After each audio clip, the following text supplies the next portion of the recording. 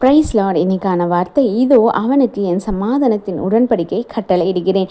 என்னாகமம் 25:12. இந்த நாளிலும் கர்த்தர் உங்களுக்கு சமாதானத்தை கட்டளையிடுகிறாரு.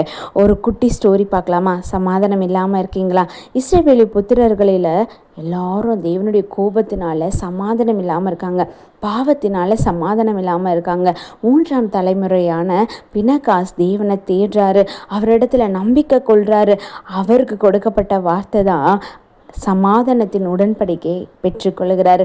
நீங்களும் இன்னைக்கு உலக காரியத்தை குறித்து பிரச்சனையோடு, கவலையோடு, கண்ணீரோடு சமாதானம் இல்லாமல் இருக்கீங்களா? கர்த்தர் சொல்லுகிறார், இதோ என் சமாதானத்தை உனக்கு தருகிறேன் அப்படின்னு சொல்லிட்டு, இந்த சமாதானத்தை பெற்றுக்கொண்டது நிமித்தம் அவங்க தலைமுறையாய் அவங்க ஆசீர்வதிக்கப்பட்டவர்களாக இருக்கு.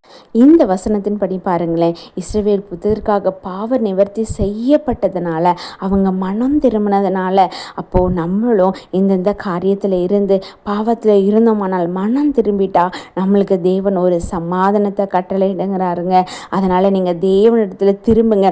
கர்த்தர் உங்களுக்கு சமாதானத்தை அவர் தருகிறவராக இருக்கிறார். நித்திய சமாதானம், தலைமுறை காக்கும் சமாதானம் உங்களுக்குள்ளாய் கிடைக்கும். அப்போ நான் என்ன பண்ணணும்? நீங்கள் முதலாவது உங்களுடைய பாவங்களை நீங்கள் அறிக்கையிடுங்க. பினகாஸ் அப்படி தான் செஞ்சார். தன்னோட பாவத்தை எல்லாம் அறிக்கையிட்டார்.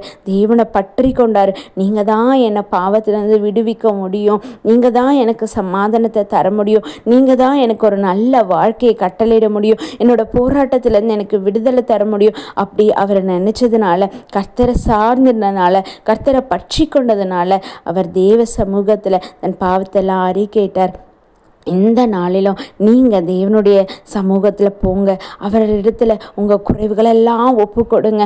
கர்த்தர் உங்கள் பாவங்களை எல்லாம் மன்னித்து அவருக்கு கட்டளையிட்ட அதே சமாதானத்தை தலைமுறையை உங்களுக்கு காண பண்ணுவார். நீங்கள் மிஸ் பண்ணிடாதீங்க. இது பீஸ்ஃபுல்லான டே, உங்களுக்கான டே. கர்த்தர் உங்களுக்கு சமாதானத்தை தருகிறார். ஜெபிக்கலாமா? தகப்பனாய் பரமபிதாவாய் உள்ள எங்கள் தேவனே, சமாதானத்தின் காரணரே, இந்த நாளிலும் ஆண்டவரே அப்பா, உம்மை நோக்கி பார்க்கிற ஜனங்களுக்கு தேவன் நீ சமாதானத்தை தாரும். எல்லா பிரச்சனைகளுக்கும் போராட்டங்களுக்கும் தகப்பன் நீர் ஒரு விடுதலை கட்டளையிடுங்க.